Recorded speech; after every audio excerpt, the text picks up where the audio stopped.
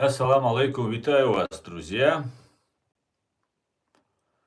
Сегодня 5, по-моему, июня 2025 года, 16 часов 3 минуты по Берлину, 17 часов 3 минуты по городу Джахару. Я вас всех, друзья, приветствую.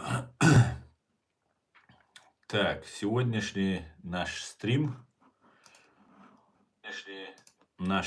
я назвал «ФСБ Путин готовит ядерный удар по Украине, вопросительный знак, правда или блеф?»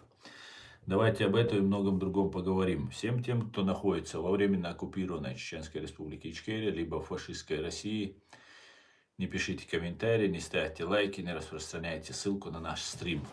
А все остальные присоединяйтесь, друзья. Наш стрим сегодня только на YouTube-канале. И сообщение от Генерального штаба Вооруженных сил Украины о потерях русских боевиков за прошедшие сутки. 930 боевиков уничтожено и ранено, 3 танка, 2 боевые бронированные машины уничтожено, 39 артиллерийских систем, 4 РСЗО, 1 антиаэркрафт система, 95 БПЛА сбито, 82 автомобильной техники и цистерны уничтожено. С чем я вас всех и поздравляю. Так.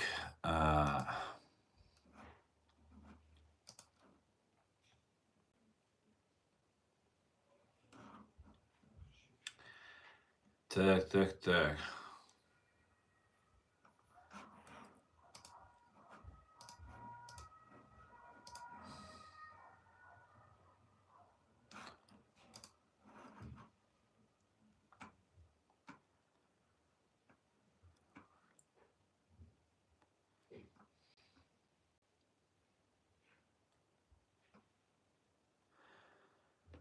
Так, Эркин, героям слава. Приветствую.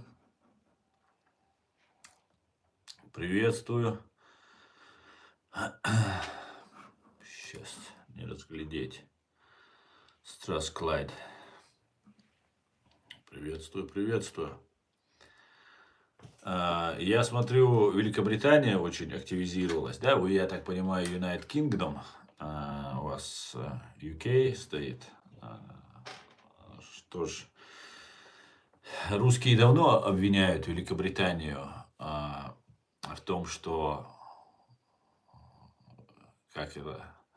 Британия, как они говорят, англичанка гадит или британцы гадят, как-то так они говорят, и обвиняют в том, что все это мутит Великобритания. То есть нападают они, а мутят британцы. Но и сейчас я вижу, что очень активизировались. United Kingdom одна из самых антироссийских стран после Второй мировой войны. Говорит, ну, значит, я могу по этому поводу только сказать, Боже, храни короля. Вот что я могу сказать. Германия вроде тоже выгоняют российские телеканалы.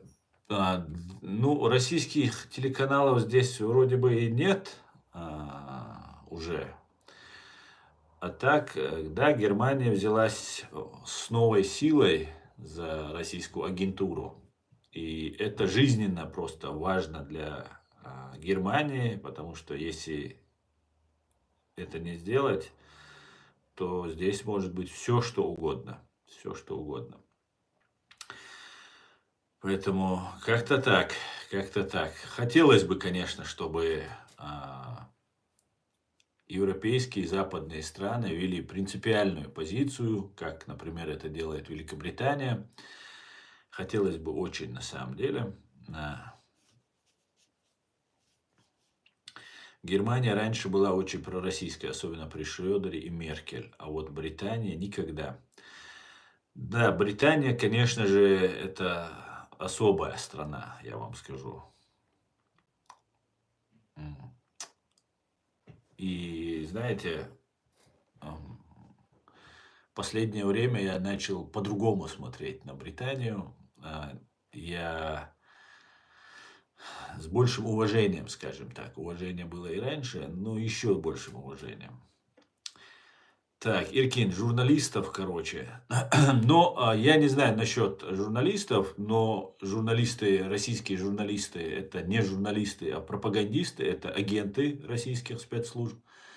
И очень хотелось бы, чтобы, да, этот вопрос с ними был решен. Очень хотелось бы, потому что, ну, слишком нагло себя ведут, абсолютно нагло себя ведут. Да, под корягу заползли, там, побаиваются, но при всем при этом,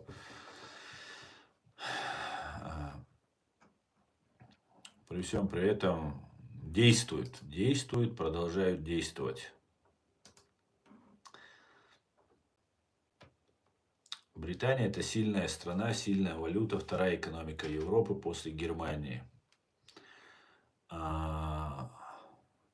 Отлично. Когда Великая Британия признает наш президиум правительства Чеченской Республики Ичкерия и нашу страну оккупированной? Вот что меня волнует и беспокоит. Все решают свои вопросы, и знаете, когда мы воевали, всех все устраивало, и с Россией договаривались, у России брали контракты, брали месторождения, разные газовые, нефти и все остальные. И в какой-то степени нас поддерживали. Поддерживали не в смысле прямо как поддерживали, а в смысле, что ну, понимали нашу борьбу. Понимали нашу борьбу. Но потом наша вина, конечно, в этом есть. Это отрицать бессмысленно и неправильно.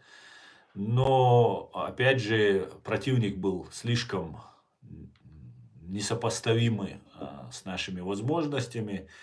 И пропаганда сделала свое дело. И нам нужна была помощь. И сейчас она нужна. Сейчас она нужна не меньше. И сейчас кажется, что чеченцы сейчас разобщены. Там агентура среди нас российская. Все это правда.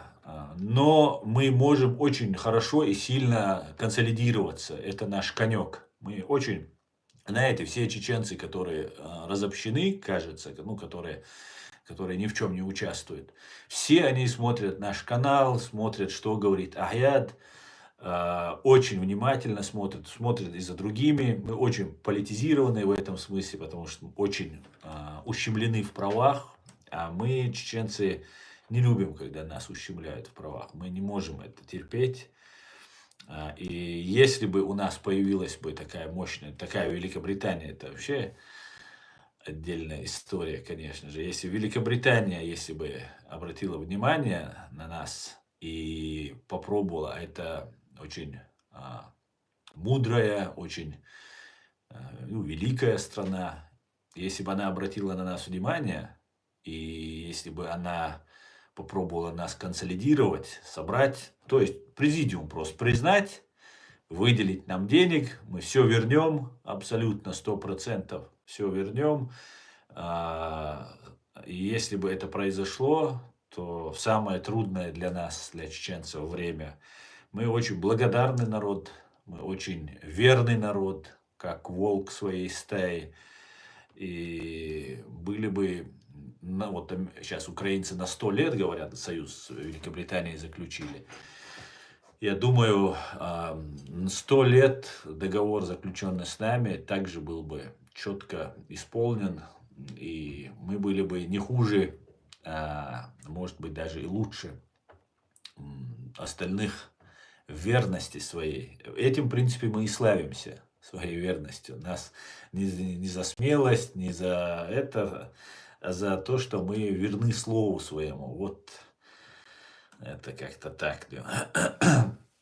Британцы гордая, свободолюбивая, независимая нация. Это не просто слово, это реальный факт. Конечно, Британия это самая мощная империя. Если давайте как есть называть вещи. И, конечно, очень гордые, очень свободолюбивые. Точь в точь, как мы просто. Так, ну хорошо. Хотим дружбы, хотим союза, хотим с Британией, с Германией, с США, с Израилем, с Францией, со всеми хотим. Но Британия, конечно, это было бы круто.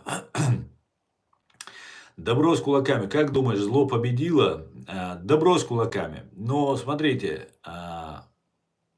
добру с кулаками такой вопрос задавать не к лицу вообще-то. Но я вам скажу, что значит победил. Окончательно нет. Добро победило окончательно, тоже нет. Ну а так зло и добро всегда борются в этом мире. Всегда борются.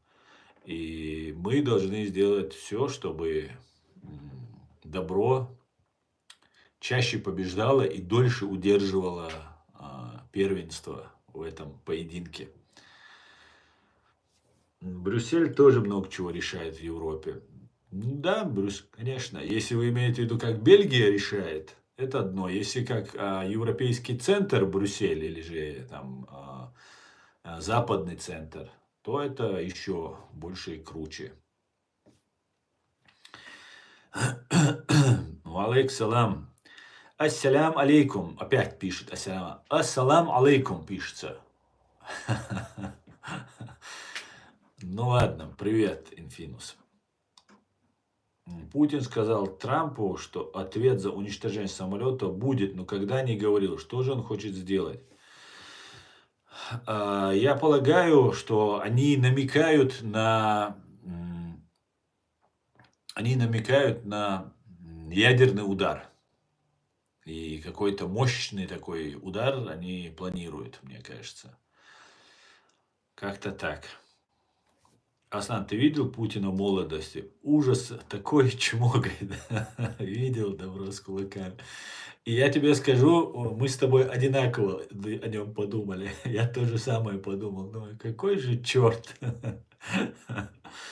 Слава Украине, героям слава, смерть москалям, оккупантам, говорит Евробэк. Героям слава, Юр. Салам всем свободным людям, салам Асан. Салам, дорогой, шалом. Шалом алейхум, брат. Эд, витаю тебя. Путин даже волосы не мыл в молодости. Да, мне кажется, до сих пор не моет. До сих пор.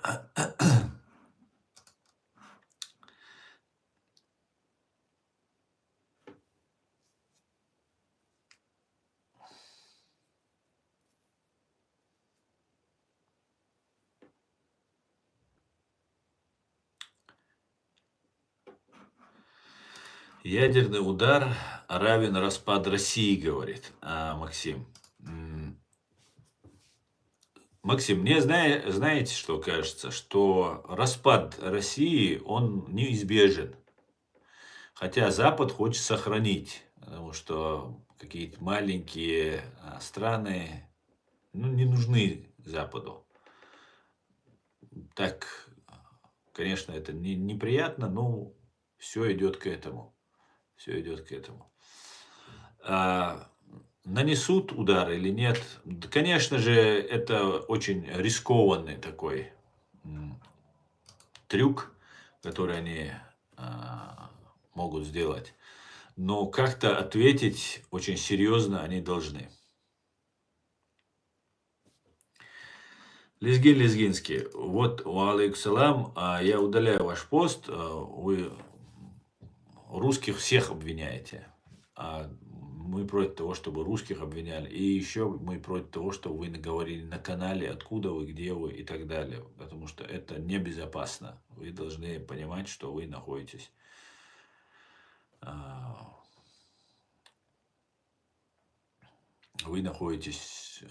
в зоне особого повышенного риска, так сказать. Как думаешь, РДК, Легион Свободы России существует?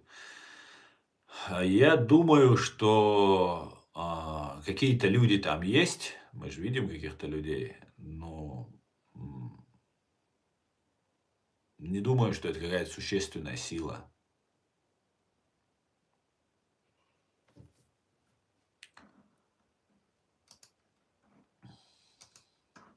Не вижу. Что скажешь насчет недавних событий, где армянин высказался против чеченца, а потом его нашли и увезли куда-то, потом показали с избитым лицом? Да, кстати говоря, лицо у него знатно побито, я видел это видео, и значит, может быть, этот человек реально получил И знаете, ничего армянского в нем не было, кроме того, что он сам говорил, что он армянин. А так, я бы хотел бы, вот пользуясь случаем, вот, затронули эту тему, обратиться к армянам и к чеченцам и сказать, друзья, все, кто никогда не желал нам нашей смерти, нам убийств, геноцида и всего остального, армяне всегда были прорусскими, большая часть, кто жил в России и в Армении. И Армения была втянута в войну, которая не нужна ей была для того, чтобы, как сейчас из Абхазии сделали такой анклав, где можно России через Абхазию там свои какие-то делишки проворачивать. Также на Горном Карабахе это делалось.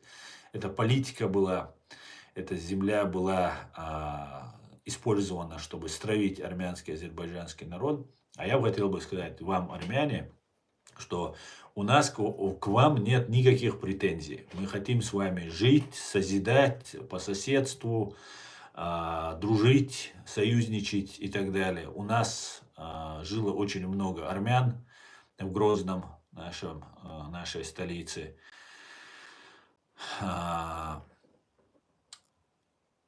Они некоторые говорили отлично на чеченском языке, мы очень хорошо ладили и хотели бы ладить. Те, кто не является пророссийским, проимперским и кто не желает нам смерти, я в моем лице протягиваю вам руку дружбы. Поэтому, если нас будут стравливать, не хочу, чтобы ни мы поддавались на это, ни вы, чтобы не поддавались на это. И этот случай, который был связан, да, человек там кого-то оскорблял, что-то там нес, потом из этого сделали целую такую рекламу, целый такой сюжет, настоящее время, радио «Свобода». Ну, просто все повторили эти все моменты. Мы не считаем этих людей, кто похитил вот этого сквернослова и провокатора, чеченцами, мы их не считаем. Это россияне, да, может, этнически они чеченцы, но они россияне, к нам они не имеют никакого отношения, поэтому на нас все это валить, пожалуйста, этого не делайте. Мы хотим со всеми дружить, со всеми жить в мире, особенно с теми, кто является нашими соседями и так далее. Как когда-то против курдов настраивают нас, да, настраивали той же Сирии, также против вас нас настраивать пытаются. Я это вижу, замечаю. Я не хочу этому поддаваться. Вы нам ничего лично не делали, как армяне нападали на чеченцев или чеченцы нападали на армян. Этого не было. У нас много общего, и в том числе в истории корнями уходит. Это все нужно возвращать, восстанавливать. Так, как-то так, друзья. Поэтому, армяне, мы с вами. Пожалуйста, давайте дружить. Так. Армяне и сегодня прорусские. Например, грузины уже давно не такие.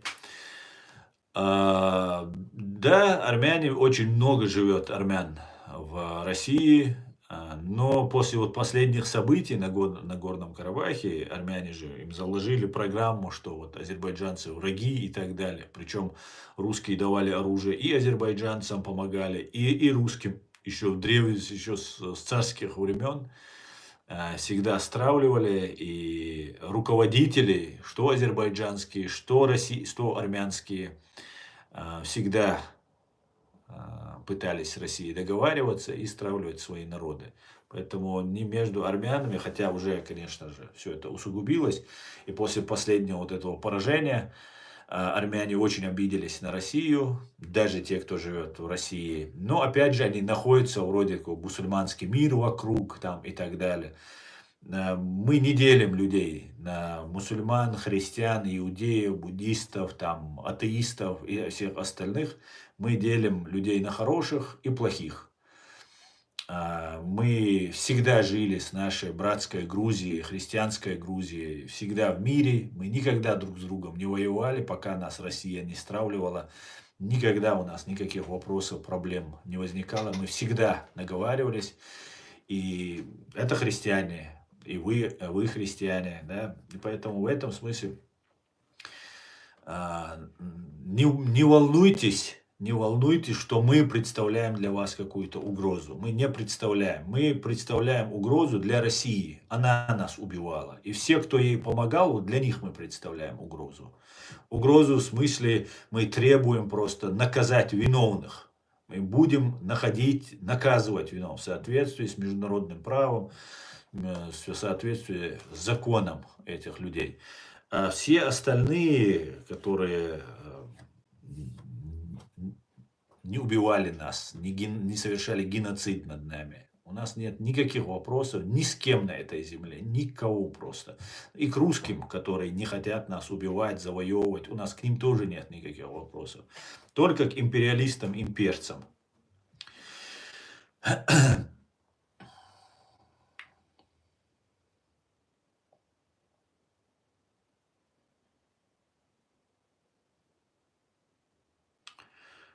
Так, Аса, я думаю, журнал «Фитиль» заканчивается. Я думаю, ты меня понял.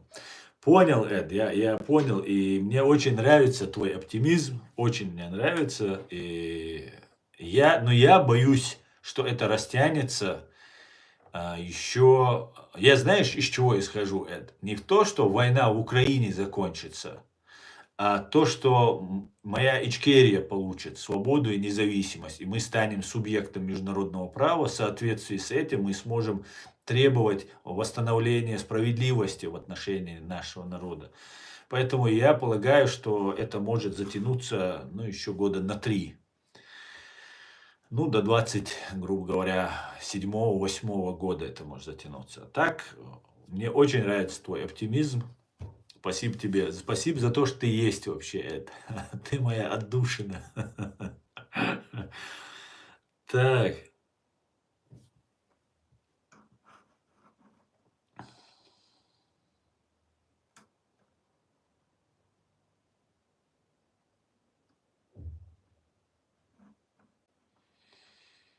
Привет, ичкерийцу. Алена Владимировна, приветствую вас, витаю вас.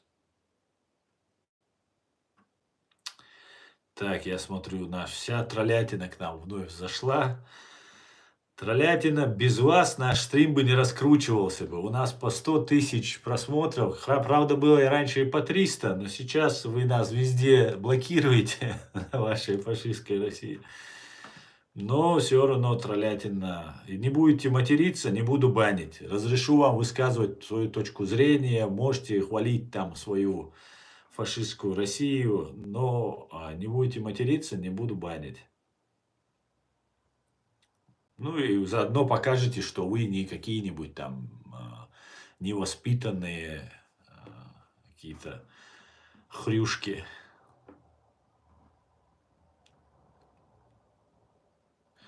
С праздником вас, говорит, с Днем Российской стратегической авиации. Да, 1 июня, кстати говоря, Валерий, вы немножко опоздали. Сегодня уже 5. 1 июня, День Российской стратегической авиации. Я вас тоже с этим днем поздравляю.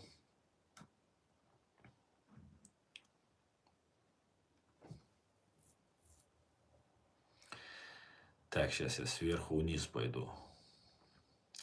У курдов конфликт с турками, у армян с азербайджанцами. Пытаются и тех травить на чеченцев. Совершенно верно. И везде, где нас стравливают, там везде где-то маячит Турция.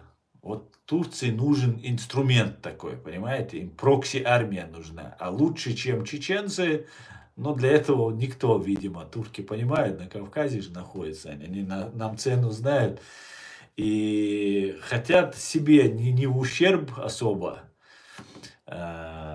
сделать из нас себе прокси-армию. Но из этого ничего не получится. Из этого так это не делается. Нам нужны уважение, гарантии. Нам нужно, чтобы было все как положено.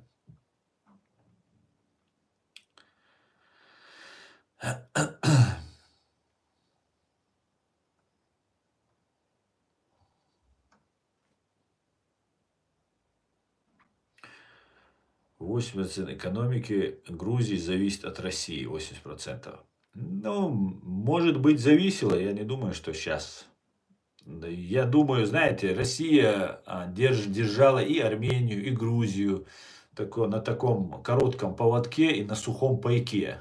Поэтому там особо вливания, вы там особо не хвастаетесь, россияне, что вы там всем помогали, там направо-налево. Да, на вас завязана была больше экономика. Это делалось для того, чтобы вправо-влево не ушли. Не значит, почему, что там Англия, Америка, Турция, еще кто-то не дал бы больше. Но Россия, она всегда таком на сухом пайке держала все свои колонии. Ну и Армения служила, да, служила России. Это правда. Со царских времен служила. Если РФ захочет применить хоть один ядерный заряд, сразу взлетят на воздух все АЭС РФ. Не стоит играть в опасные игры, говорит Energy Systems. Ну, посмотрим. Я знаю, что будет, я уверен, что будет. Знать я не могу, я уверен, предполагаю, что будет очень мощный ответ, если будет применено ядерное оружие. Но что-то мощное они готовят. Что-то мощное готовят. В Европе они готовят теракты, в частности в Германии. Они готовят просто массовые теракты с сопровождением, мощным таким информационным сопровождением. Пытаются что-то делать, но мы об этом предупреждаем, говорим, немцы реагируют, немецкие спецслужбы. Немцы вообще сами по себе такой народ, они, если за что-то берутся, они делают это лучше всех. И если они за это взялись, я думаю, они многое что сделают. Надеюсь, мы в этом будем помогать им. Особенно те, кто проживает здесь. Все чеченцы, все другие, кто проживает. Будьте бдительны и помогайте нашей власти, немецкой власти. Ну и все другие, кто живет в других странах, тоже помогайте своим странам. Это напрямую зависит и наше будущее от этого.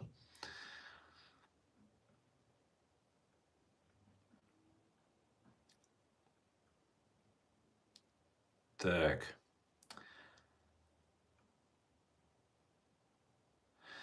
Скажу секрет, если Россия сотрет окраину в пару ракет, Европа и Америка скажет спасибо. Я не думаю, Ром, ты слишком преувеличиваешь ваши возможности. Дело в том, что, а, дело в том, что если по Украине будет нанесен ядерный удар, то Украина сможет ответить ядерным ударом. Я думаю, у Украины уже есть ядерная бомба. Как они начали. Знаете, как обычно военные делают или там спецслужбы делают? Они, когда уже все у них готово, тогда говорят, вот мы хотим там попробовать.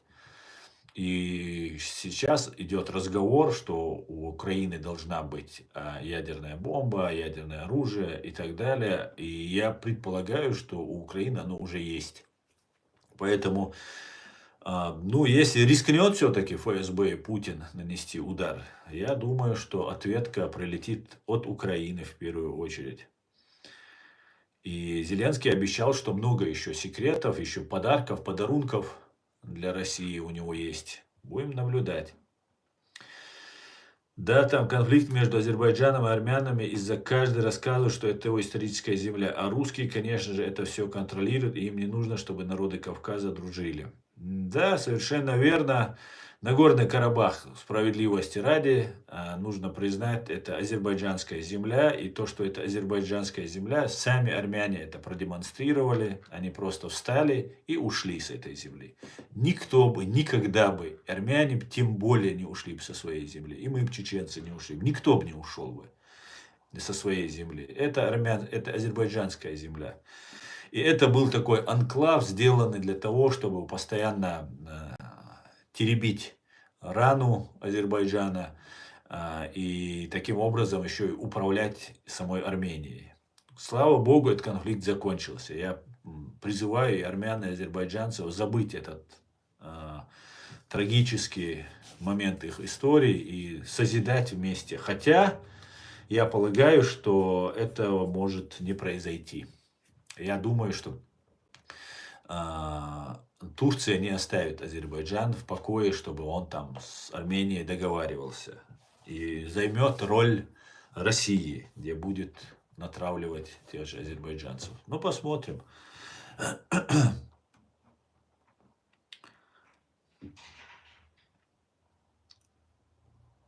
В будущем черкесы выгонят всех армян из Сочи. Но это не совсем правильно будет, если они оттуда их выгонят. Они уже там сотни лет живут, 1,5–2 сотни лет там армяне живут. И мы знаем, конечно, после геноцида эти земли достались России, и туда заселялись армяне и другие колонисты. Но нет, мы на Кавказе будем договариваться, мы умеем договариваться. Мы очень мудрые народы живем на Кавказе. И если бы не империя, которая нас постоянно, причем самая грязная, самая жестокая, самая подлая, мы бы всегда договаривались бы. И будем договариваться. Посмотрим. Если, знаете, нам это нужно, нам, кавказским народам, это нужно. Нужно ли это сильным странам, вот этим сверхдержавам, так сказать? Турция стремится стать новой империей, новой сверхдержавой. И новый миропорядок, конечно же, Турции даст очень многое. Турция очень многое сейчас поимеет. Ну, конечно же, и США, и Великобритания, и Китай все поимеют. Потому что у России есть что забирать. И не только у России ведь. Не только у России ведь. И кто от России страдал, у них тоже будут забирать. А ты хочешь, чтобы мы тебе помогли? А ну-ка дай к нам что-то взамен. Вот как это работает.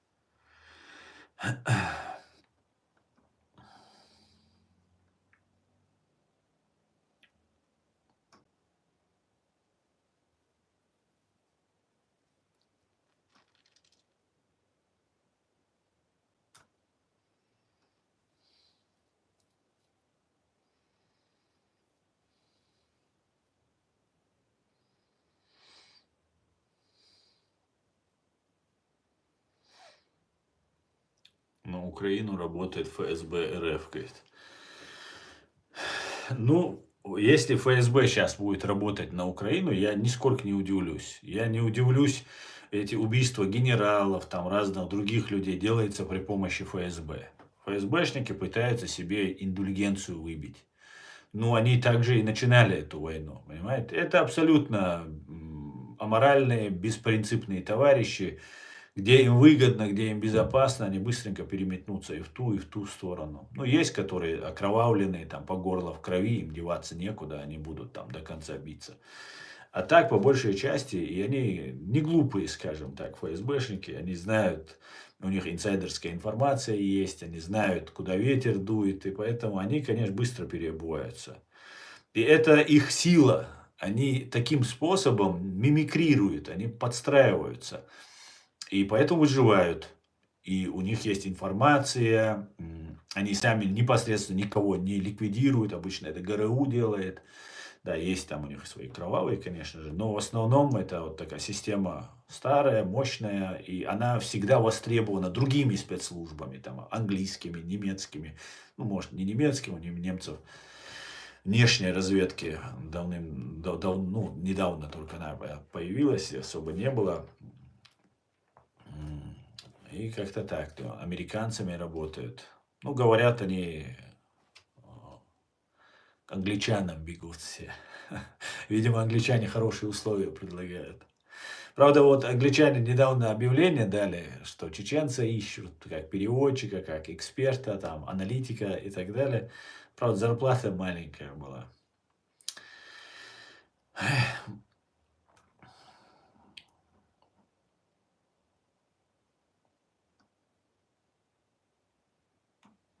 Так, сейчас я найду, где тут остановились, и пойдем дальше.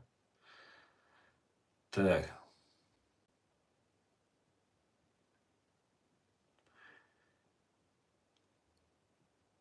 Если у Украины будет ядерка, Трамп сам заберет ее. Не знаю. Андро, Камаджобаги назвали. Нет, грузинская экономика никак не зависит от России. Товарооборот в Грузию гораздо больше с Турцией и Евросоюзом, чем с Россией. Ну, сейчас, да, сейчас, конечно же, я думаю, сейчас, да. Я понял, как он имеет в виду, раньше зависело. Я думаю, и Армения сейчас 80% не зависит. Хотя за Армению не скажу.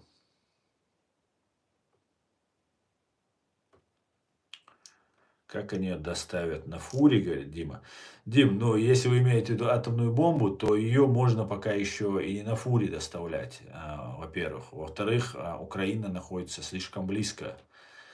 Вот эти стратегические бомбардировщики, я вам скажу, они Украине мешали, они бомбят, конечно, но они мешали не столько, не в первую очередь даже Украине, сколько Европе, Америке, Западу в целом. Но это целая такая программа по уничтожению Черноморского флота, по уничтожению вообще всего флота российского и, соответственно, и уничтожение вот этой ядерной так называемой триады, которая представляет угрозу для мира. Русские так долго грозились ею, что они, наверное, понимают, что так просто больше грозить им не дадут. Это правовые государства, если поступает сигнал, здесь работает не так, как там на России, там царь решил, царь отложил, царь вперед какое-то дело запустил. Нет, здесь есть угроза, оценили, и все, и начинает работать. Уже все, система запускается, и она будет работать до тех пор, пока эта угроза либо не будет купирована, либо полностью уничтожена, будут работать.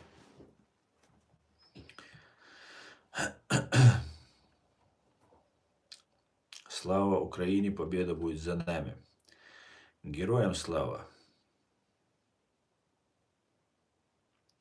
Ни одна страна не посмеет ответить России, чем бы она ни ударила по Украине. Стивен, почему ты считаешь, что страны боятся Россию больше, там, чем Украина вас? Украина зашла у вас, Курск, часть Курска отжала. До сих пор часть еще находится под контролем украинцев. Около миллиона уже уничтожено и ранено ваших боевиков. Почему вы считаете, что вас кто-то боится? Нет, боятся, знаешь, в смысле не наступить в грязь, вот в это, не запачкаться. Потому что люди хотят созидать. Это вы какие-то там строите там имперские свои вот эти замашки.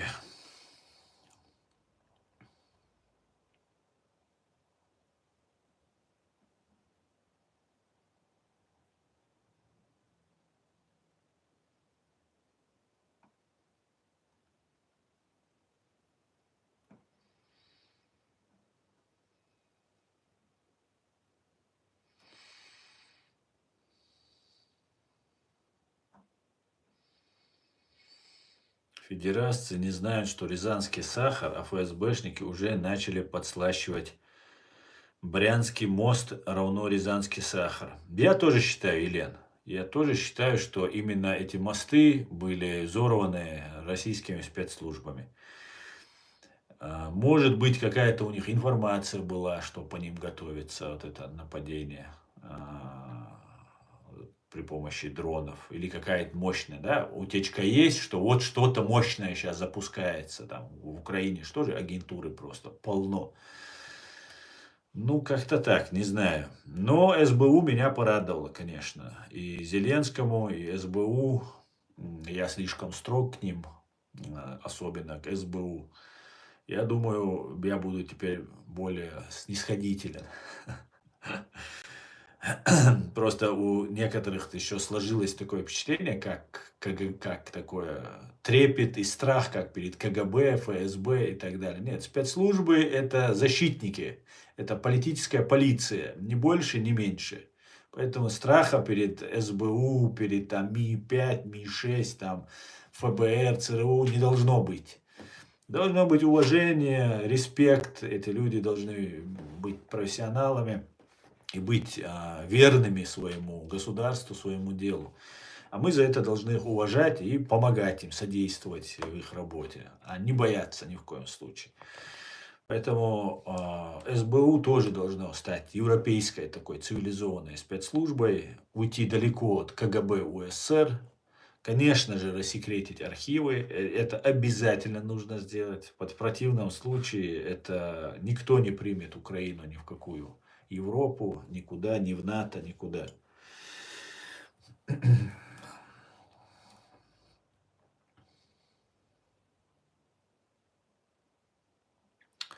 Мой друг с Карабаха с вами не согласен. Они ушли, потому что им нечем было защищаться. Армения не дала пропустить оружие. Он из семьи военных. Ну, можно говорить все, что угодно. Можно говорить все, что угодно. Я вам скажу, что у нас, у чеченцев, тоже нечего было защищать.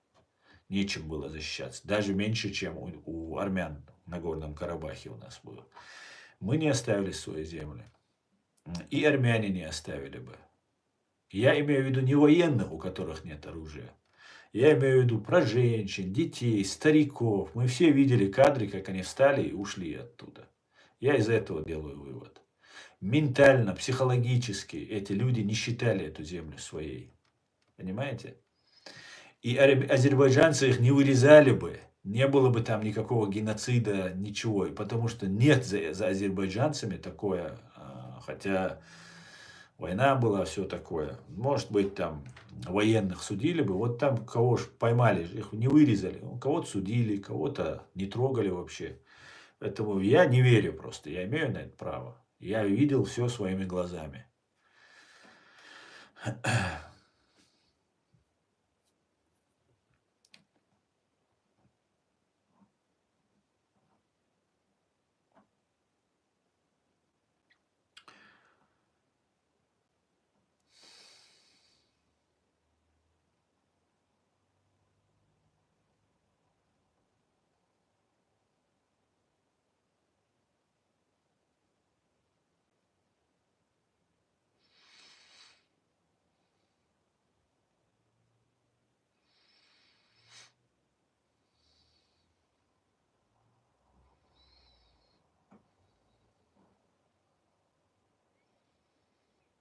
Так, больше всего. Так, ладно.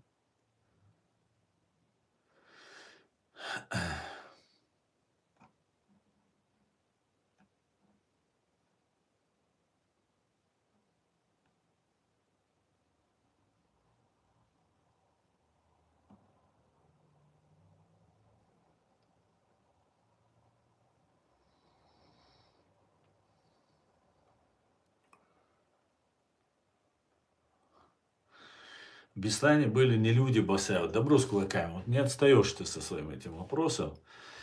А скорее всего смертники. Какие такие типа, как в Норд-Осте.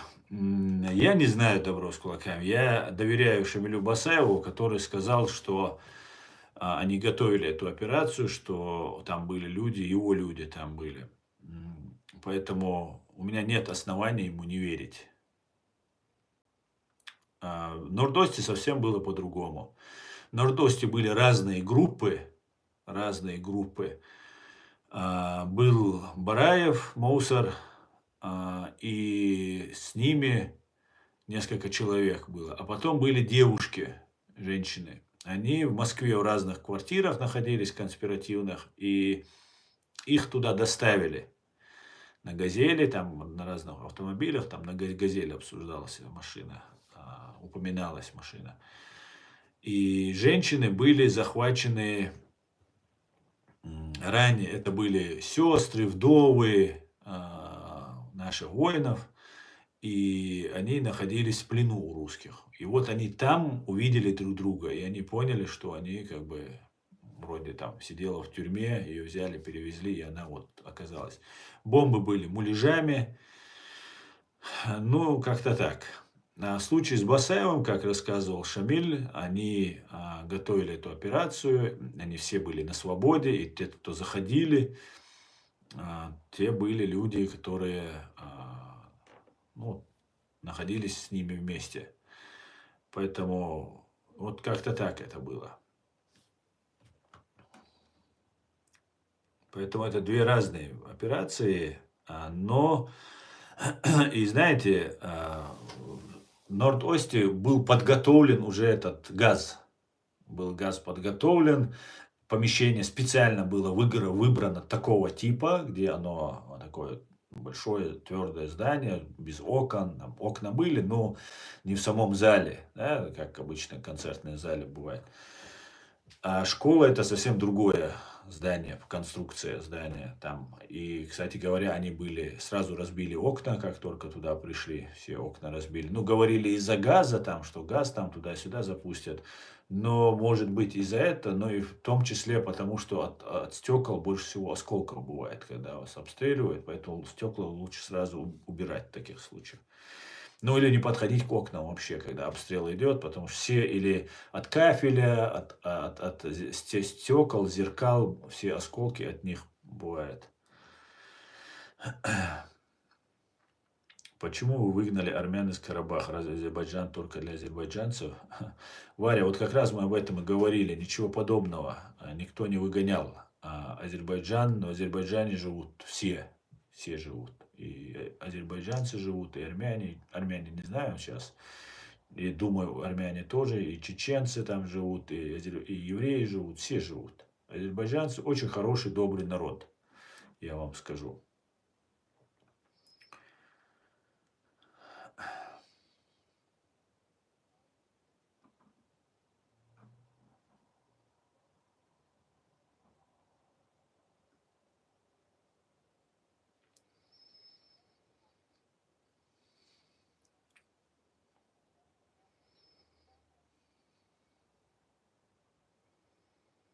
Так, куда делся комментарий? Дику, опор. Дику дал бугас ногому. Так, подождите, где этот? Вот здесь.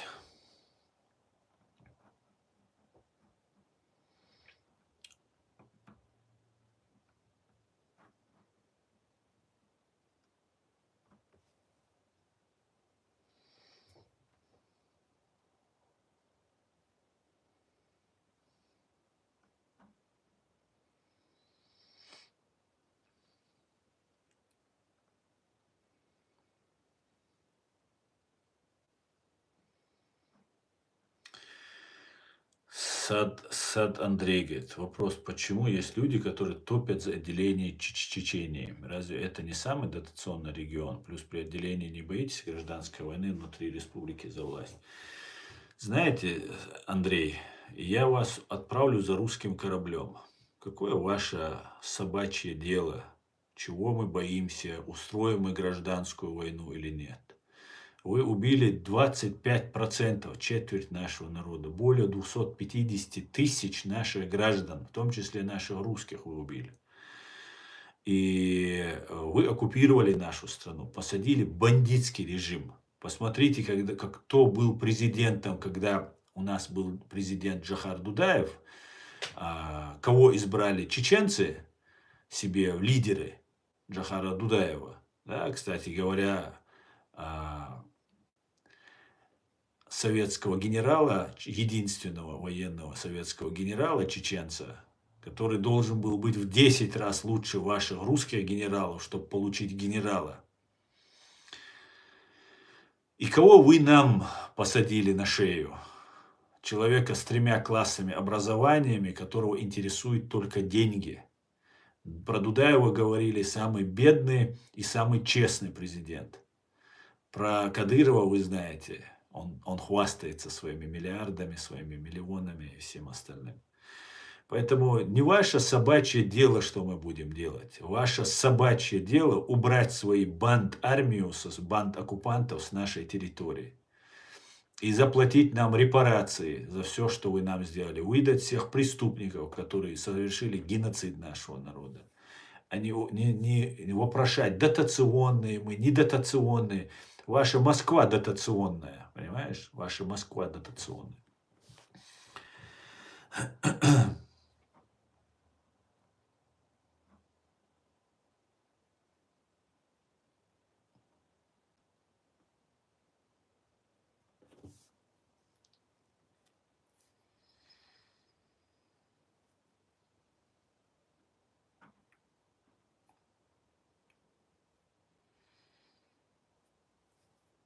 Я просто спросить хотел, я же не в теме. Ну вот спрашивай тогда, подумавший. Я думаю, руководству Украины, депутаты Украины надо дать амнистию тем людям, кто служит и работает в ФРФ, тем, у кого руки не в крови.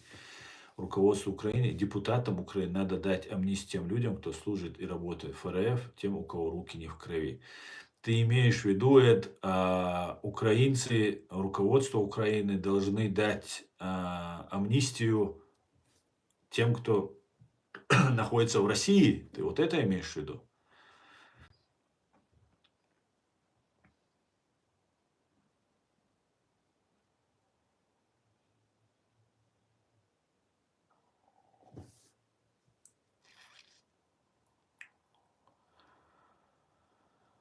Да не волнуйся, скоро мы обнулим Кадырова, говорит. Да, конечно, это в вашем репертуаре использовать своих вот этих агентов, потом обнулять. Я в этом не сомневаюсь, что вы его обнулите, что там, если шаг вправо, шаг влево, что вы его подвесите. Нисколько не сомневаюсь. Только дело не в Кадырове.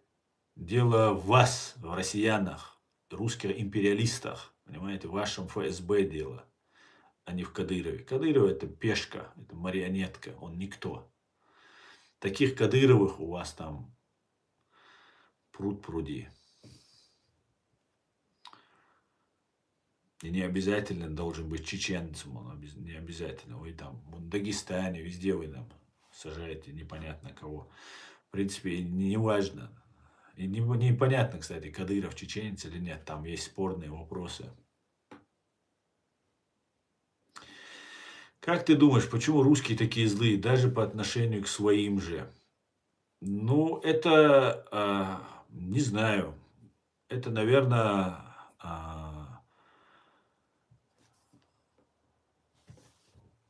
страх и культура воспитания, культура отношения. Знаете, у русских есть пословица «боится, значит, уважает». Вот когда я услышал первый раз эту поговорку, для меня было очень странно, как может человек бояться и уважать. Просто для нас, для чеченцев, в моем восприятии, это было абсолютно два разных понятия. Если ты боишься, ты точно его не уважаешь.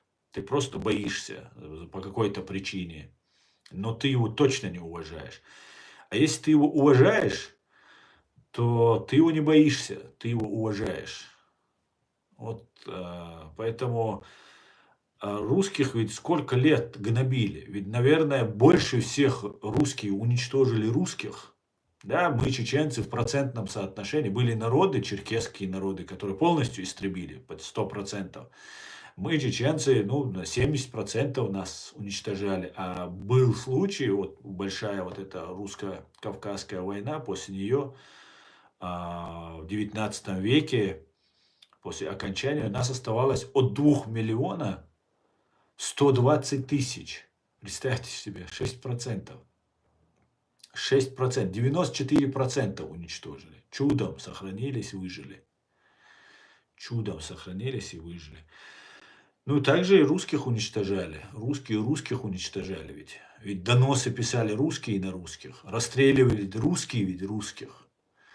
И поэтому вот сложилось, что если ты жестокий, если ты убиваешь, если ты подавляешь, то ты крут.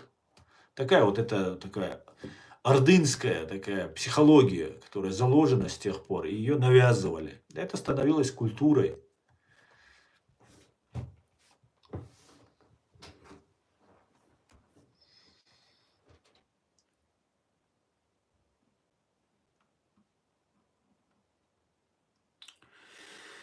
Так.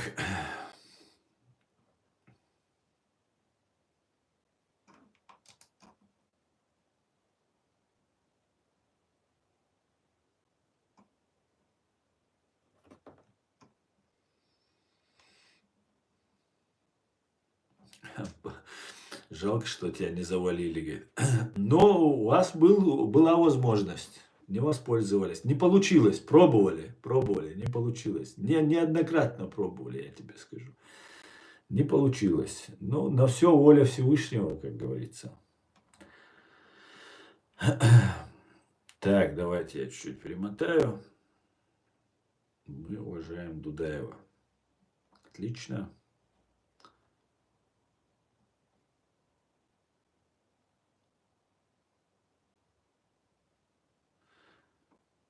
Так, я перемотаю, друзья. Сейчас я тут постараюсь найти что-нибудь, что можно будет зачитать, потому что вы тут захламляете.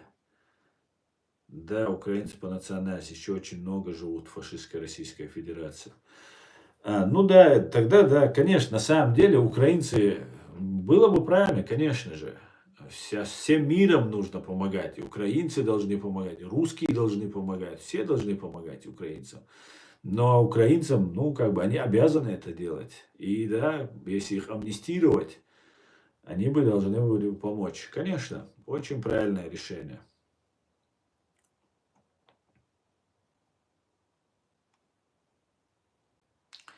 Зачем Чечня при статусе независимости вторглась в Дагестан? Можешь ответишь на неудобный вопрос, говорит No Face. No Face, это такой спорный вопрос, о котором говорят, зачем вторгались, зачем там это делались и так далее. Вообще-то это не Дагестан вторжение было, это была спасательная операция в Дагестане. А так, если говорить, то будьте мужчинами и называйте это вторжение на Россию.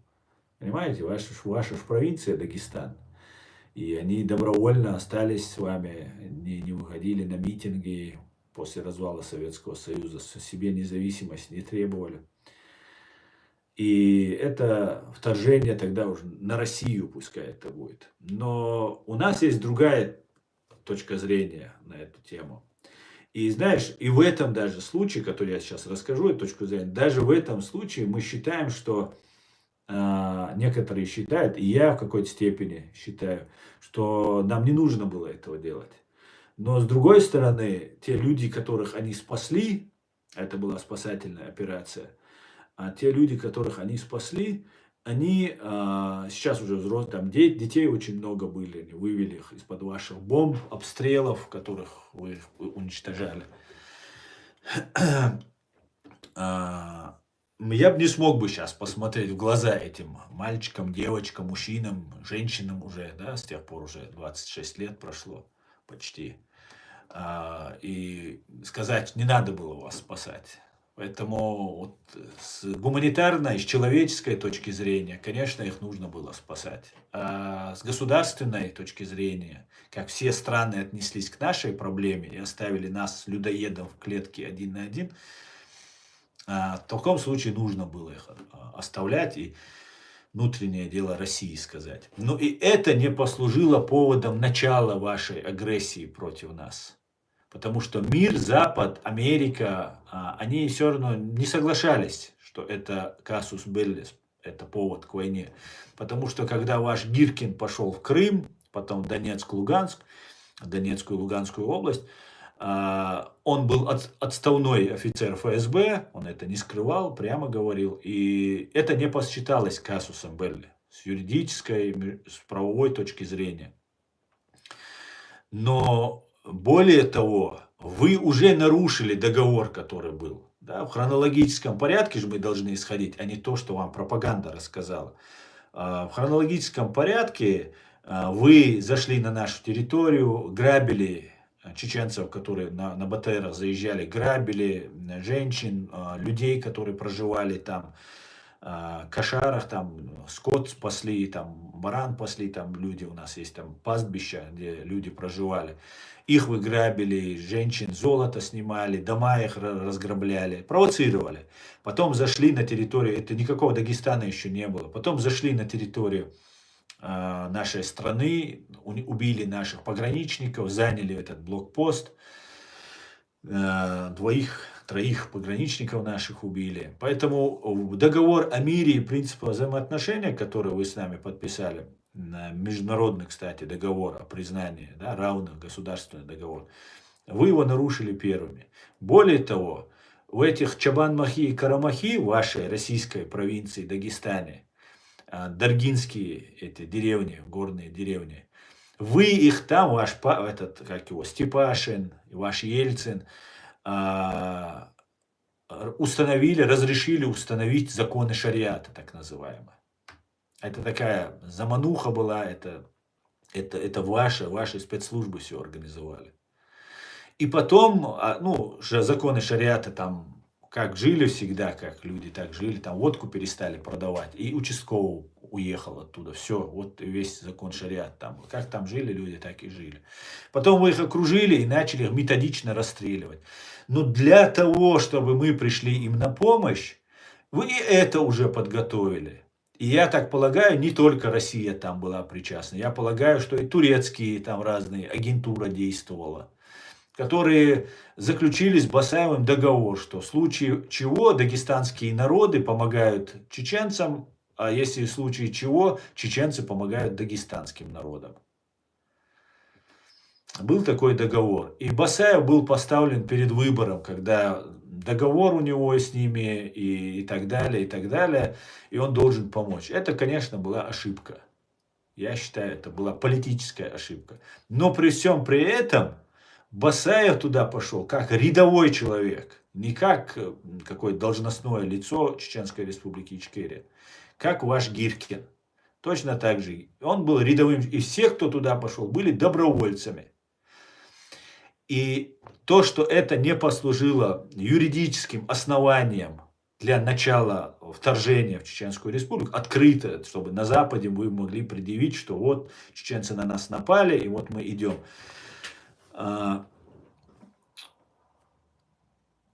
Подтверждает тот факт, что это не послужило поводом начала войны, что ваша ФСБ, взорвала своих же людей в Буйнакске, в Дагестане, чтобы связать это с Басаевым, походом Басаева.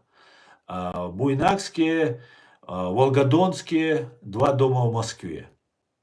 При попытке 5-го подрыва дома ФСБшники были задержаны. За ними стоял Патрушев, как мы все прекрасно об этом знаем.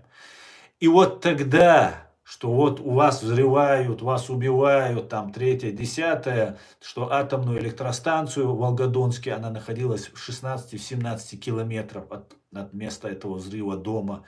Для Запада всем представляли, что вот чеченские исламские террористы хотят взорвать атомную электростанцию, она находится близко к Европе, и если ее взорвать, это угроза экологическая и гуманитарная катастрофа просто для Европы в том числе. И своя агентура здесь в Европе, и в Германии, и по всему миру поддержала этот момент, и закрыли глаза. И вот вы тогда вторглись к нам. Поэтому если не исходить из вашей пропаганды, а исходить из фактов, настоящих, честных фактов, которые реально, как все это происходило. Но при всем при этом, даже я знаю, что юридически, в правовом смысле, Басаев не нарушил международное право, не нарушил ничего. Даже в этом случае, я считаю, не нужно было этого делать. Вот с правовой стороны, с государственной стороны, если брать.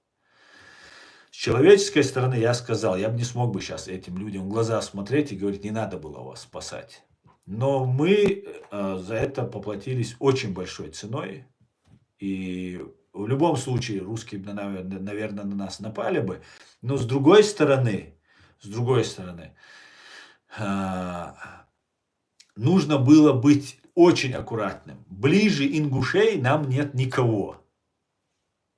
ближе, чем ингуши, это мы, значит. Ингуши – это мы. И мы – это ингуши. И вот такую же спецоперацию провели в пригородном районе Северной Осетии, где ингушей детей скармливали свиньям. Настоящий геноцид, резня была. И Джохар Дудаев публично, открыто не послал туда. Да, наши добровольцы туда пошли, но Джохар Дудаев имел слишком мощный авторитет, и Басаев, который в том числе был там, или Басаев, или кто-то другие там были, они не имели такой известности, такого большого авторитета на тот период, в 92 году, когда вы ингушей убивали. Не осетины их убивали, вы, русские имперцы, ваше ФСБ и ваша военная машина их убивала. А вот как азербайджанцев, армян стравили друг с другом, так же ингушей и осетин стравили. Хотя никаких вообще проблем не должно быть у этих двух народов. Отличные два народа. И осетины отличные люди, и ингуши, соответственно, отличные люди. Но стравили на десятилетия, вбили в голову, что это осетины и так далее, и так далее. Даже в этом случае Дудаев не сказал. Когда шел Басаев туда, у Басаева был слишком большой авторитет, и он был кандидатом в президенты, и уступил только Масхадову в голосах. По-моему, Индарбиеву, может, не помню я сейчас, чтобы не ошибаться. И в этом случае, когда Масхадов сказал, что мы не имеем никакого отношения к этому походу Басаева, то в этом случае он не был достаточно услышан. Плюс информационное вот это сопровождение, которое сейчас ведет Удугов, оно было абсолютно античеченское. И это нужно было Удугову и вот этим людям, кто стоял за Удугом, кто платил ему деньги, ему Москва платила, Березовский ему оборудование покупало разное для его вот этой всей деятельности. Вот эти все люди просто, Масхадова никто не услышал, и все равно это не воздействовало, как казус был повод к войне, юридический, международный повод к войне. Поэтому нужно было идти как на минном поле и Басаеву, и Масхадову, и всем остальным. Но, к большому сожалению, была эйфория после победы, к большому сожалению, была борьба за власть. Это тоже не нужно отрицать, которая будет и сейчас, когда мы сейчас начнем все это делать. И чеченцы не могли убивать друг друга. Не могли мы друг на друга поднять оружие. Это вот эти, кто русским продались, вот они начали поднимать против нас оружие, пытать нас, убивать нас. Они довели сейчас эту ситуацию. И теперь они люто ненавидят всех, в том числе меня, таких как я, которые хотим восстановить справедливость. Потому что у них, вот они понос по макушку, скажем так, в крови нашей, не меньше, чем русские. Может, поменьше, но русские-то уедут себе туда, на Россию, а эти-то должны жить среди нас. И поэтому они надеются, что они нас всех истребят, что они всех нас купят, дискредитируют, замажут кровью, вот эти предатели чеченского народа. И мы не могли убивать, мы тогда не дошли этой фазы, у нас не было. Мы не могли поднять оружие против друг друга. Мы разговаривали, да, бывало там, били кого-то, мне рассказывали случаи, там, пинков давали, но не убивали. Не убивали. Ну вот, к сожалению, наша человечность в этом жестоком мире нас довела до того, что мы оказались вот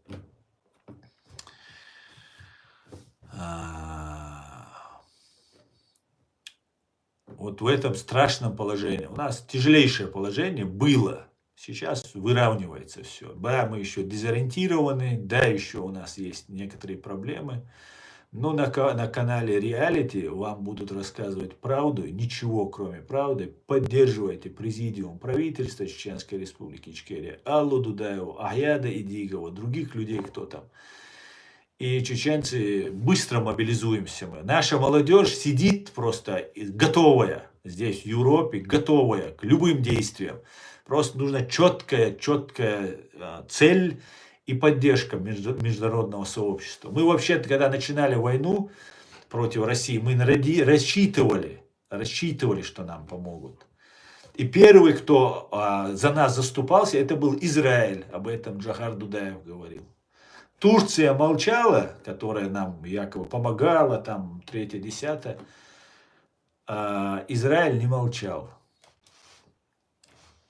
Как-то так, друзья. Давайте дальше. Я надеюсь, я ответил на ваш вопрос. Исчерпывающе. Доброго дня, Татьяна. Татьяна Иминова. Доброго дня. Память Джохар, слава и вечная, слава нации, слава ЗСУ. Героям слава, героям. Друзья, я перемотаю ваши комментарии вниз, потому что вы много написали тут, и я все это сейчас не... Ну, ладно, пойду вниз, потому что некоторые вопросы очень интересные. Да и читать вас интересно.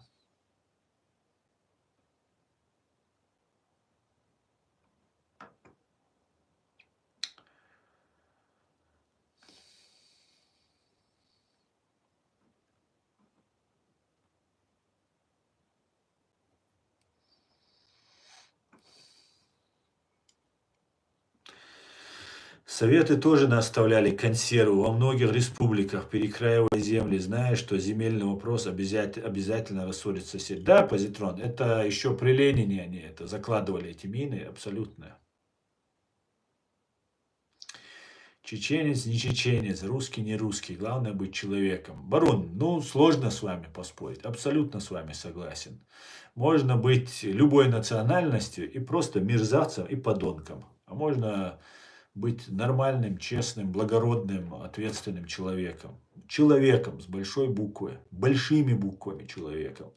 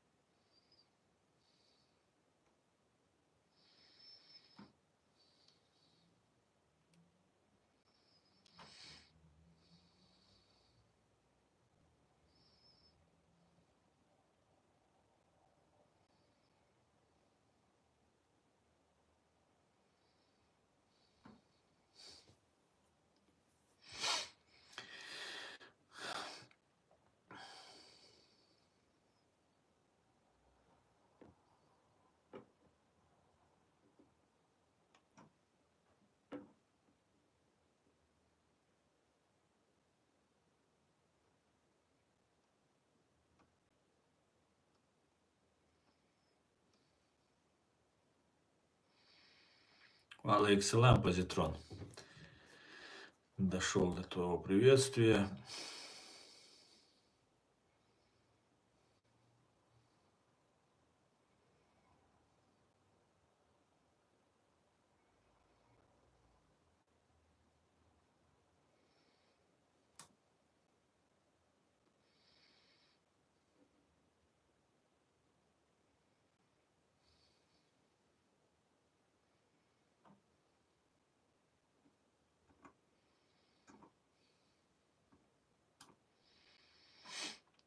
Так.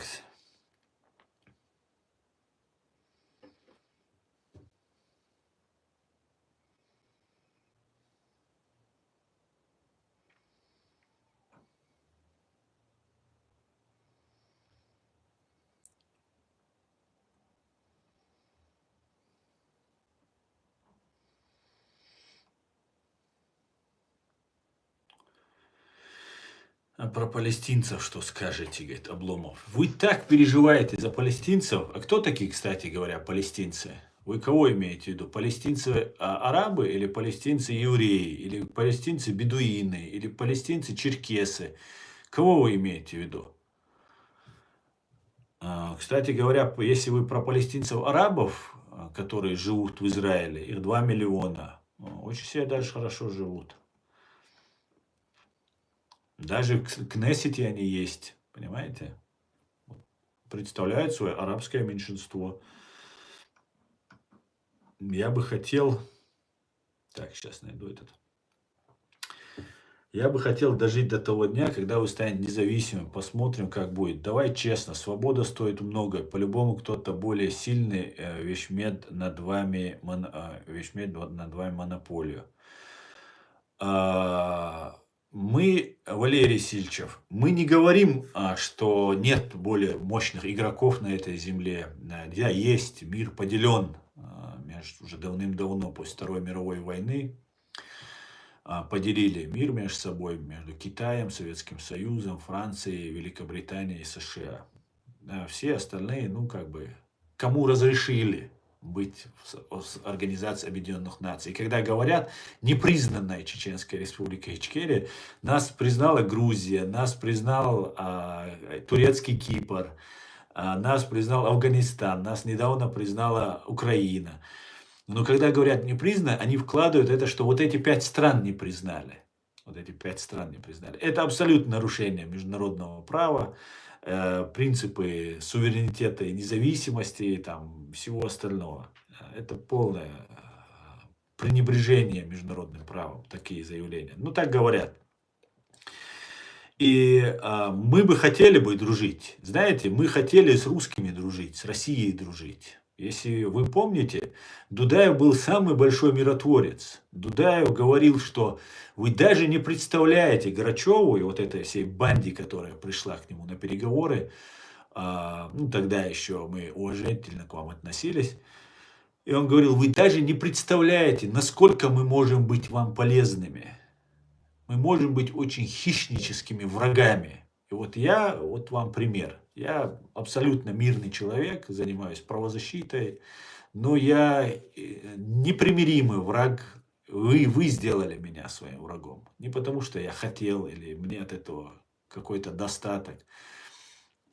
Я абсолютно независимый человек. Никто в этом мире мне не платит. Я своими руками работаю на стройке и сам себя прокормлю.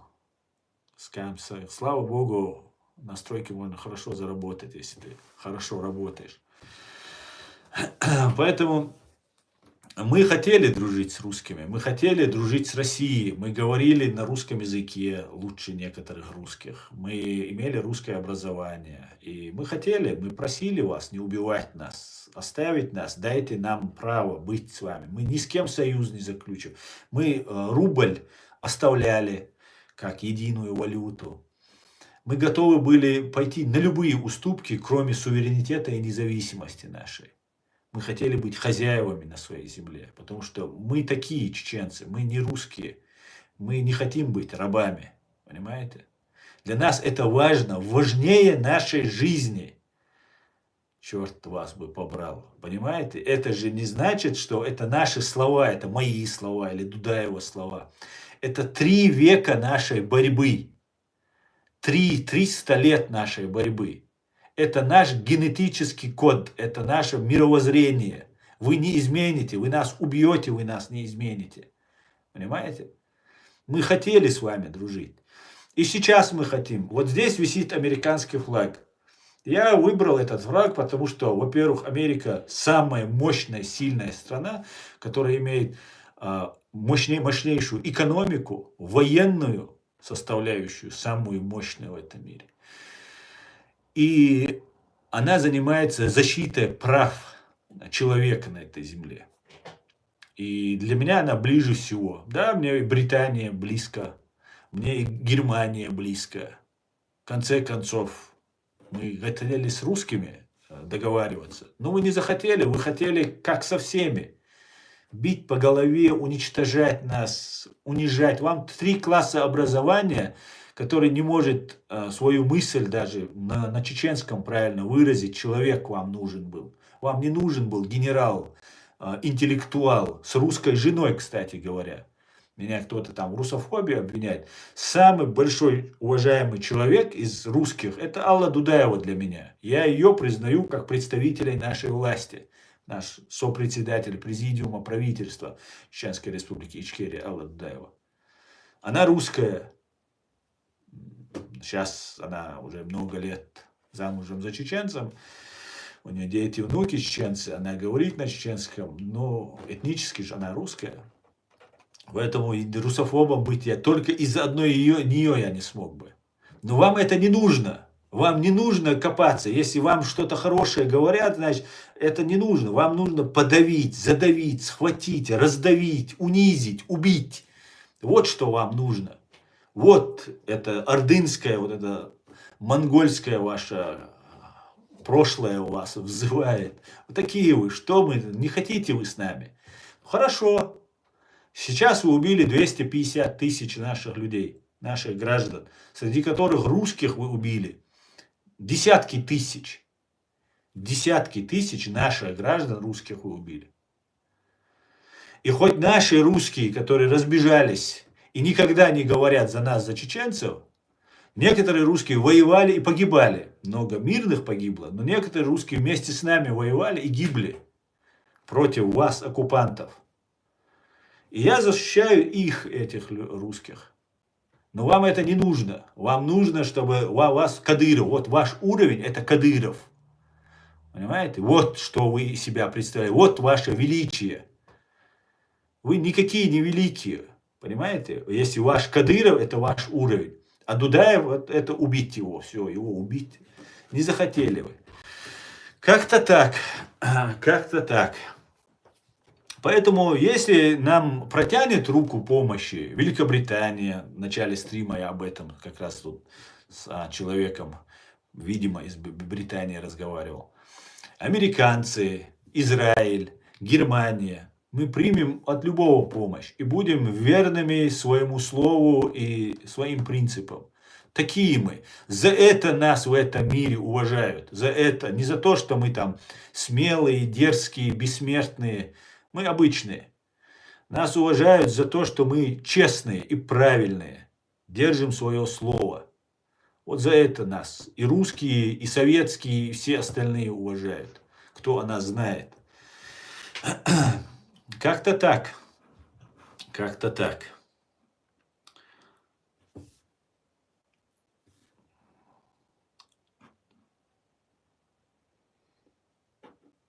Скажи, как так Дудаев, хвала светлой его памяти, точно предсказал войну России и Украины? Юа Самурай.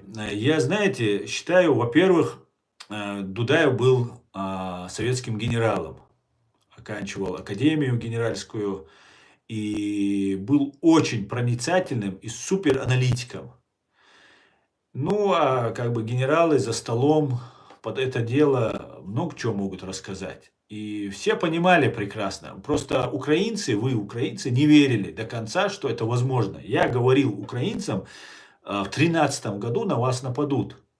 Потому что я видел, в Крым завозилось оружие, переделки вот эти Стечкины, криминогенная обстановка поднималась, накалялась. Все как у нас это начиналось. Было видно. Это я в 2013. А в 94-5 годах Джохар, когда на нас русские напали, как советский генерал, он понимал, что Советский Союз ведь не развалился. Его искусственно развалили. Потому что колхозная экономика советская не могла справиться с рыночной, европейской, западной экономикой. И они решили притвориться слабыми. Это такой трюк всегда КГБ делает. Такой гамбит. Притвориться слабыми, сдать что-то, чтобы потом взять большее. И Дудаев это понимал. И мы увидели истинное лицо русского империализма. Мы увидели его, этот оскал. Да, Джохар увидел этот оскал. Вот это звериный оскал смерти, который сейчас вы, украинцы, видите очень хорошо. Мы тогда увидели. Вы просто не верили нам, как некоторые вам не верят. Здесь тоже на Западе находится, кто вам не верят, украинцы. Говорят, да, там русский Путин хороший, Путин сякой, Путин такой и так далее. Пока к ним не придет это все. Пока они сами не увидят оскала, потом скажут, будут репу чесать. Ну, а украинцы были правы. Поэтому Джохар понимал, что когда они разваливали этот Советский Союз, чтобы потом возродиться, сохранить КГБ нужно было, они с лозунгом «разойтись, чтобы сойтись». И все советские республики, кроме вот стран Балтии, 3 вот эти республики, И там тоже агентура осталась. Но в основном вот эти все остальные республики, и Украина, и Казахстан, и Грузия, и Армения, везде остались свои КГБшники. Обратите внимание, вся советская, не просто первые лица, все руководство, все КГБ, все осталось на местах. Никаких люстраций, никаких преследований, никаких судов. А страшные преступления совершало КГБ. Начиная от ЧК, НКВД и всех остальных. Нигде не было этих судов. Ни в Средней Азии, так называемой, Центральной Азии. Нигде не было. Хотя вырезались миллионы людей. Гнобились тюрьмы там, за этот коммунистическую, вот за эту идеологию. И потом от нее же КГБшники быстро избавились и заползли под корягу. И оставили своих людей, начали криминогенную обстановку. И потом быстренько вернулись, все опять заняли свои властные вот эти места. И Дудаев это знал, он видел, понимал это все. И он сказал, ну и тогда, когда он это говорил, казалось, в том числе и вам, украинцы, казалось, что находится в тяжелом положении, он преувеличивает и так далее. Он и про ядерные удары говорил, которые ожидаются. И что украинцы и русские под видом братства, славянства попробуют украинцев вернуть к себе. Не потому, что украинцев любят, там, славяне, нет там никаких славян. Дело не в этом. Дело в том, что вот эта имперская природа КГБ, вот эта самой этой империи, которая будет расширяться, пока она может, пока у нее есть возможности. И да, пытались сделать это аккуратно, чтобы не привлекать внимание, чтобы не ссориться с Западом, там, забашлять где-то, кого-то купить, кому-то коррупцию, там, денег подсунуть, еще как-то, обозвав нас террористами, что мы какие-то там незаконно вышли. Мы абсолютно законно вышли из Советского Союза, понимаете? Тот, кто говорит, что мы незаконно вышли из Советского Союза, тот отрицает просто очевидное. Советский Союз просто перестал существовать. Все имели право на выход. Все. Кто-то воспользовался, кто-то остался. Понимаете? И нам говорили, что Дудаев мятежный генерал, что мы там каких-то русских убиваем. Дудаев защищал русских больше всего. У него жена русская была. Он защищал русских больше всех. Хотя по Конституции Чеченской Республики мы все равны. И русские, и нерусские, проживающие граждане Чеченской Республики Ичкерия. Нам российская пропаганда, как про распятого мальчика, про мальчика в трусиках, там, распятого там, на доске объявления. Вот эта пропаганда, тогда мы не готовы к ней были. Это сейчас, когда уже и опыт был, и когда уже у Украины много было возможностей, и Запад Украине помогал информационно. Удалось. Помните, как долго на Украине говорили? Даже в настоящее время «Голос Америки», «Радио Свободы», на Украине, на Украине. Повторяли, это имперский нарратив. На это значит не отдельное государство, а просто территория. Это специально каждому, Прибалтика.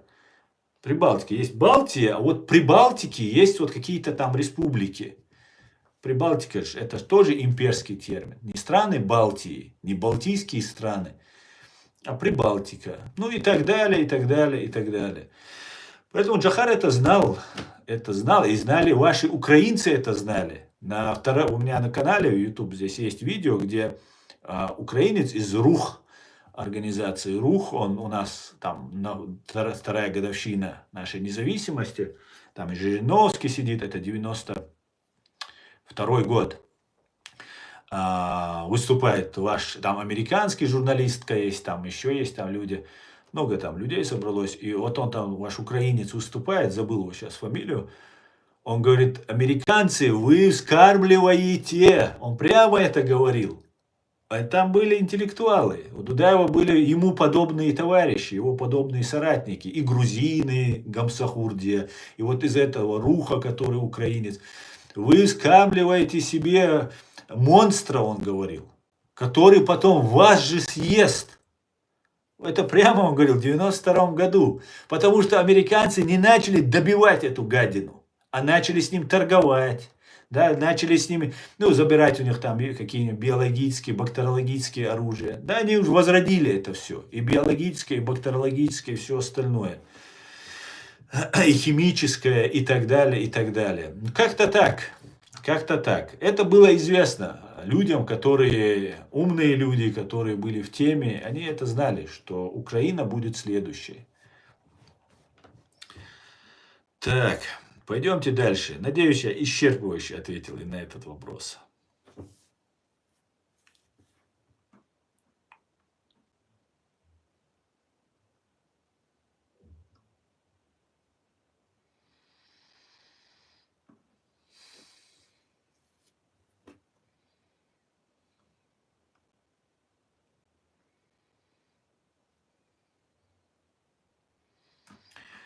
Референдума нет. Евгений Фролов говорит о том, что не было референдума. Наверное, имеется в виду Чеченской Республики Ичкерия. Не было референдума. Евгений, ну, во-первых, когда Советский Союз перестал существовать, он как таковой и не требовался ни для кого. Просто люди организовались, избрали себе президента, парламента, приняли конституцию и так далее. Но у нас был референдум. У нас был референдум, вот вы не поверите, это тоже ваша одна из пропаганд, где вы говорите, не было референдума, это было незаконно. У вас не было никогда референдума, ни разу ни одних честных выборов, ни президента, ни принятия Конституции, ничего у вас не было. И вот ваша наглость меня поражает. Но, чтобы не быть голословным и не выходить за рамки права, я вам скажу, что мы вышли в соответствии с ленинской, сталинской, последнего советского образца Конституции и в соответствии с международным правом. Референдум, съезд, конгресс чеченского народа, и исконно чеченский древний метод референдума, когда представители от 1000 человек, от сотни человек выдвигаются представители, и это многовековая традиция чеченцев, когда делегируются люди, которые идут, как в Америке, например, да, у них тоже свои представители избирают президента. Вот у нас был в советское время, в 1990 году, 25 ноября по 27 ноября был проведен общенациональный или всемирный, общенациональный, могу сейчас название ошибаться, конгресс, съезд чеченского народа, где был избран советский генерал, в 90-м году советский генерал Джохар Дудаев, председателем вот этого конгресса. И вот там мы проголосовали. Это было огромное собрание, съезд людей, где была советская власть. Никто никого не преследовал, потому что Советский Союз разваливался, и мы, как умные, думающие люди, давно стремящиеся к свободе, объединялись, собирались вот, спокойно выйти. Мы не собирались с вами воевать. Мы даже не думали, что мы будем с вами воевать. Мы как украинцы, которым я в 2013 году рассказывал, что на вас нападут. Мне украинцы говорили, нет, вы это другое, мне говорил украинец, там один писал мне. Не, вы другое, мы с ними как бы православные, христиане, там у нас много смешанных браков, там, не, с нами не будет. Я вспомнил, что мы то же самое говорили. Мы вчерашние советские граждане. Мы никогда с русским, у нас в Грозном жило 80% русскоязычного населения, если не 90%. Потому что чеченцам не запрещали проживать в Грозном. Ваша советская такая была тема. Поэтому мы не думали, что вы будете наших русских убивать, бомбить нас, что мы вчера советские игры, мы говорим на русском языке. Ну, как так? Есть международное сообщество, Россия стала демократическим государством. Не может быть. Мы не верили в это. Ну, а кто знал, то знал. Мы, простые люди, не верили. Как-то так. Как-то так. Надеюсь, по референдуму больше вопросов не будет.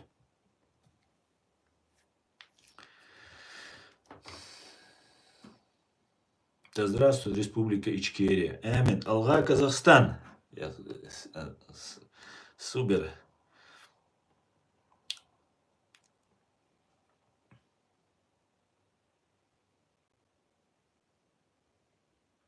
Если честно, ты на русского похож. Да, ну меня по-разному уже называли, поэтому ничего плохого не вижу быть похожим на другие национальности.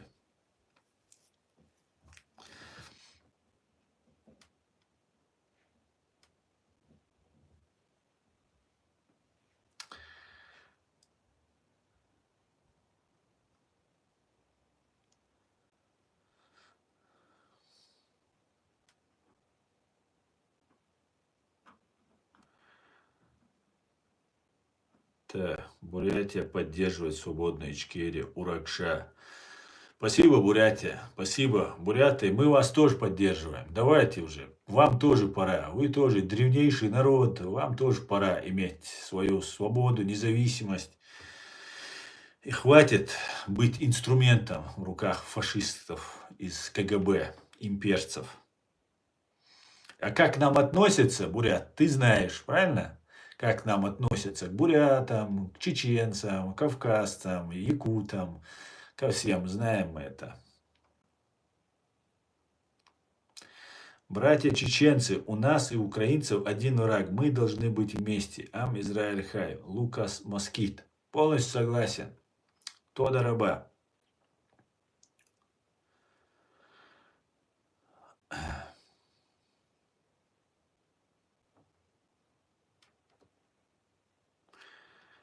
Героям слава, Людмила, героям слава. Черчилль в 1946 году сказал, мы, похоже, забили на не ту свинью.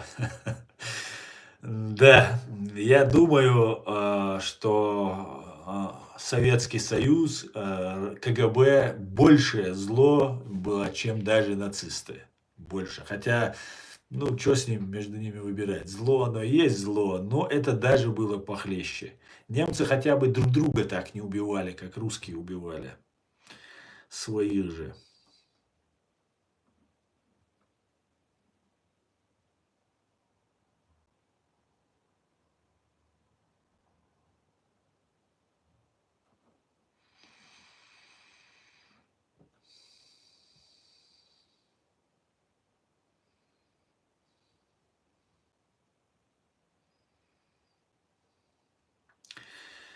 У нас много молодежи из Бурятии учатся, приехали, живут и в будущем хотят на родину.